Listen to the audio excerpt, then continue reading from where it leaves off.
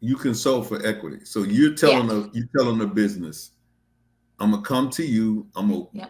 work your SEO. I'm gonna do everything to market for you, but you got to give me 10% of the company or 15% of the company or 5% of the company. Is that what you're saying? Yeah, but more like 30 or 40% of the company, because a lot of people don't understand how big marketing is and they can't afford it. You got challenges that you're going to run across. Okay, so welcome to another episode of Elite Psyche, the Mental Toughness Show. We're doing away with the POD. This is the Mental Toughness Show, really big show. And on Elite Psyche, we talk about, we interview people who have had success in life, who's gone through some challenges and recovered. And, you know, anybody who has success, they always have to deal with the mental toughness part.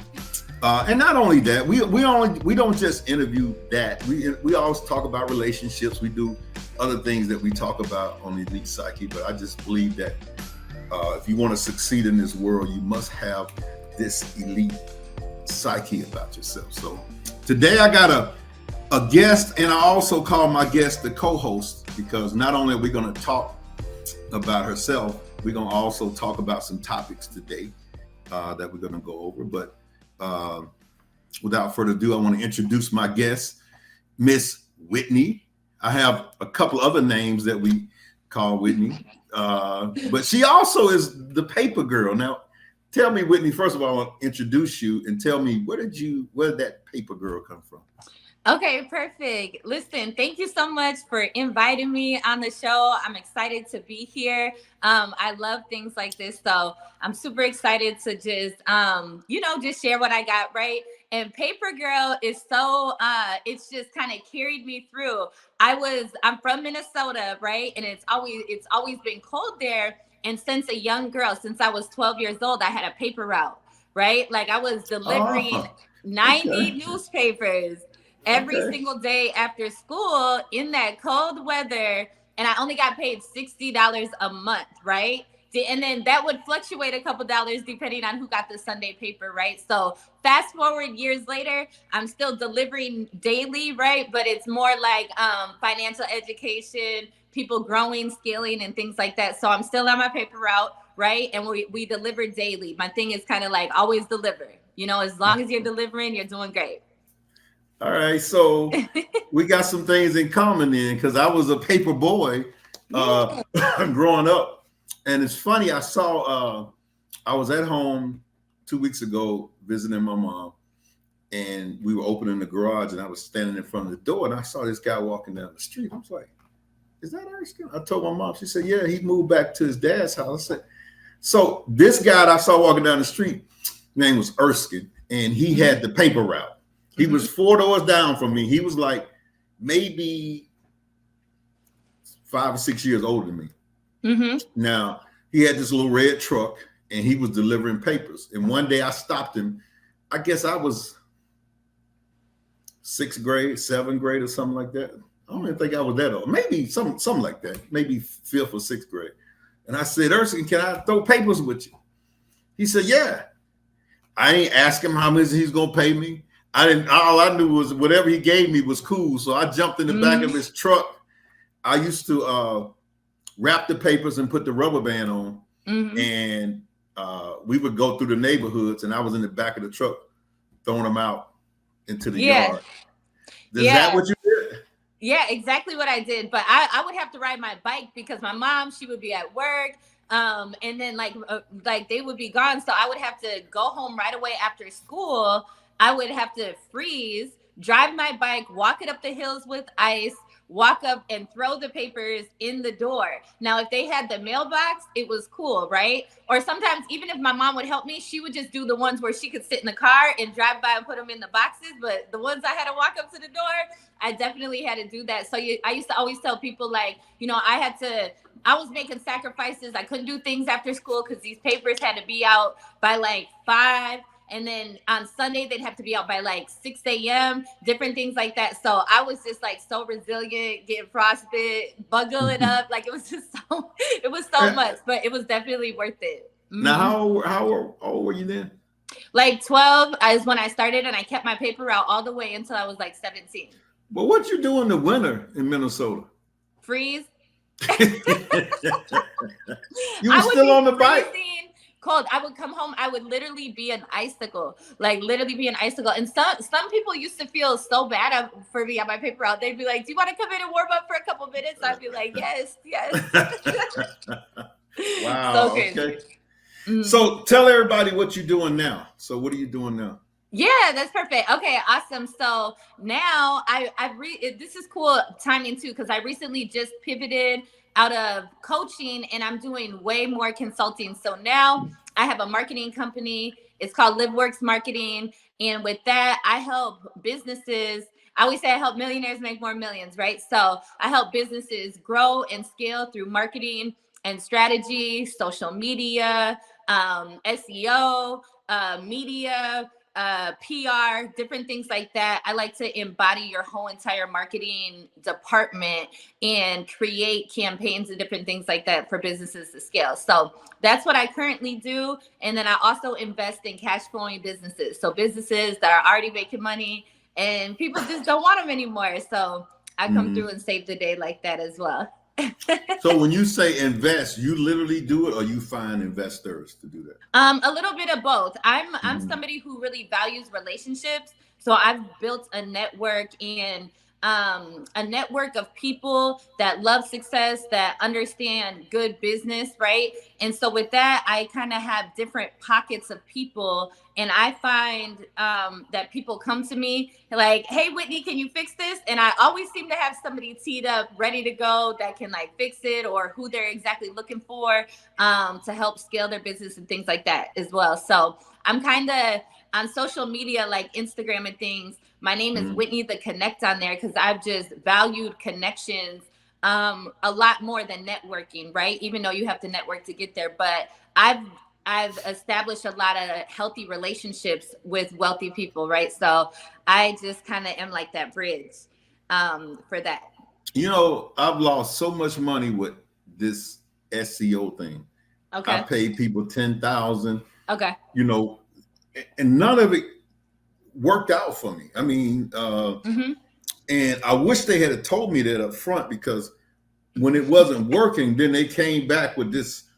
Well, you know, this is why, and if you had done this, and if you Mm-hmm. had, you know, it wasn't like that in the beginning when they was getting my money, Yeah. and when it didn't work. So, I mean, what kind of do you have a guarantee on your SEO? I mean, what do you? Well, this is what I believe. I believe that a lot of people, so you're great at what you do. So then you come over to marketing and a lot of people kind of like tell me what they want or tell me what they think.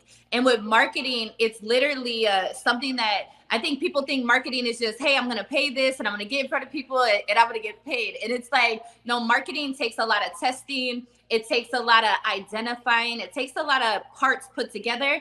And some people, when they come, that's why I really value kind of how like my brand and my integrity and branding and marketing, because some people you can just come to them, they'll tell you what you need, but they forget all the other missing parts. Like you can have email marketing, but if you don't have any bumps and downsells and upsells and stuff in your business, like it doesn't really work. With SEO, if you don't have all the other components that go with marketing and backlinks and different things like that where people can find you, like it doesn't really make sense, right? So some people will think that they're ready for SEO marketing or ready for these different stages in marketing, and they all kind of go together for the machine to work, right? Marketing is just like the oil on the machine, but you need all the parts. And a lot of people right now, woo, they just want to get Mhm. paid, right? They just want to get Right. paid. So with me, it's kind of different because I back up everything that I believe in. And so I believe in becoming your partner so I can put in just as much effort. So I can be the marketer and you can just be Tony, and you can just trust me in all your marketing needs, all your advertising needs, all your social media needs, all of that. So you don't have to come over here and figure it out. You're partnered with the experts. So now I consult for equity in different businesses that I work for. So I know that you guys are getting my marketing and not trying to piece me together with everybody else that you're using, so we can get a machine going. So you consult for equity. So Yeah. you're telling the business, I'm gonna come to you. I'm gonna Yep. work your SEO. I'm gonna do everything to market for you, but you got to give me 10% of the company or 15% of the company or 5% of the company. Is that what you're saying? Yeah, but more like 30 or 40% of the company, because a lot of people don't understand how big marketing is and they can't afford it. You know, most 30. people, they can't afford marketing, so it's better to be my partner and really go off the strength of like, man, I believe in your company this much, but I believe that I have to do it so you can just be Tony, right? Or you could just be who you Right. are in your business and Right. not even I got to take over your marketing department really for me to really get embedded in there and really guarantee those results. And then also when I own part of the company, I'm going to make sure it works anyway. Right. Anything I touch is going to win. Right. So, and I'm going to be sure of it. And so instead of you paying me, like you said, 10K a month for SEO, why not get the whole package and become my partner and just win off future profits that we're making together? All right. So I had a conversation with you the other day and you were saying that you like to come into companies that's already running and already got things up in place. If they're already doing that, why they want to give you 30? Now, somebody like me, probably, I'm just getting started, 6,000 subscribers, and I'm looking for editors, and I'm looking for all that. And I don't really have anything right now, but I have the pod, I have, the show. I have the show, and I have all those things. I got, interviews and all that, but I would be probably a more perfect candidate than somebody up and running. But then you probably looking at what are they already making, so I can kind of get in there and get a little piece of that as I go along. So yeah. A lot of times, like, so if I looked at a business, like, so when people want to work with me, I have to believe in their mission or their thing, right? So like if this show is new, right, but you have a past of success, you have people that know who you are, you have a place, you have influence, you have all of that. That's kind of really how I'm more evaluating what we're about to do. And so that's kind of like that. I like to work with companies that are already successful because they don't understand that they're just missing a part of success. They know how to take risks. They understand consistency and different things. And that's all marketing is just really being consistent of getting out there. Right. And so I like to work with successful people, but if people come to me and they don't even know what they got, but I believe in what they have, right? I know, like, you don't even know I'm going to blow your mind because I've already done this successfully with the same exact type of company. So the blueprint is already written and I know that this is going to work. So when I believe in it, I'm letting you know, like, or even sometimes I'm like, hey, let me come in. If you don't want this money, can I show you how to make this money? And then you just give me this much of it. And if you want to play, we can play after that. But if not, you know what I mean? But if I got that belief in your business, I'm going to show you that.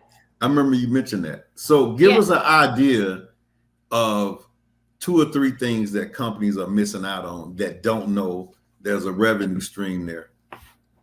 Most companies, like right now, that have been successful offline, they don't understand how much money they're missing online. And most of them don't want to learn it, use it, develop it, create it. And they just think that they know because they've been making money like a certain way so much. So I'm kind of at the age where I understand that the 20-year-old on the team is going to work for us better than us trying to find somebody who's whatever, right? So I'm a great bridge and a liaison between businesses that are offline and kind of bringing them online and showing them money that they don't even see already, right? So like this might be like right now, like you don't even have to go into the doctor to get like blood tests. People are pulling up, but you need a digital footprint for people to find you with that, right? Or right now I work with a business that does accident referrals, right? So they're outside looking for accidents and things, but I'm helping them with a marketing system. So when they get leads, they're just like boom, boom, boom. They're not thinking of these things. So I'm bringing to the table of how to make their business easier,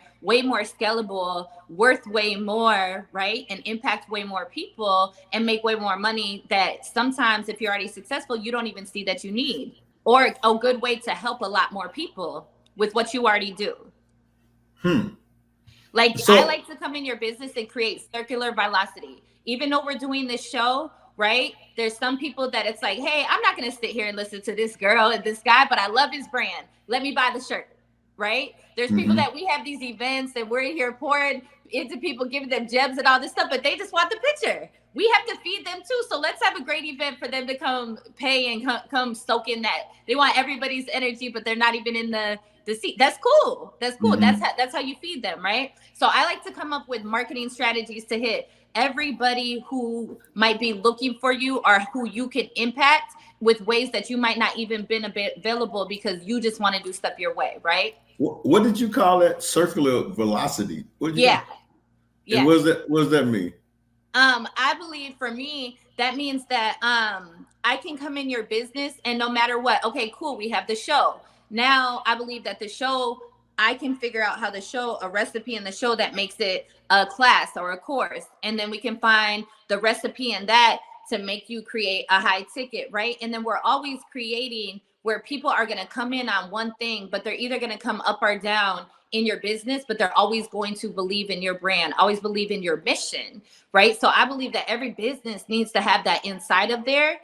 So we can serve everybody from like any point, anybody who wants a piece of what you got to offer, we should be able to serve them because you've done so much stuff and it's still good information, even if it's not new, right? So creating that where they're going to come in and stick somewhere, you know? So you're talking like, you know, in the music industry, like a 360 deal where people, I think when you start to create that in your business, make sure that you like and subscribe and hit the all button and all that kind of stuff, because we're going to have a lot of good interviews on this podcast.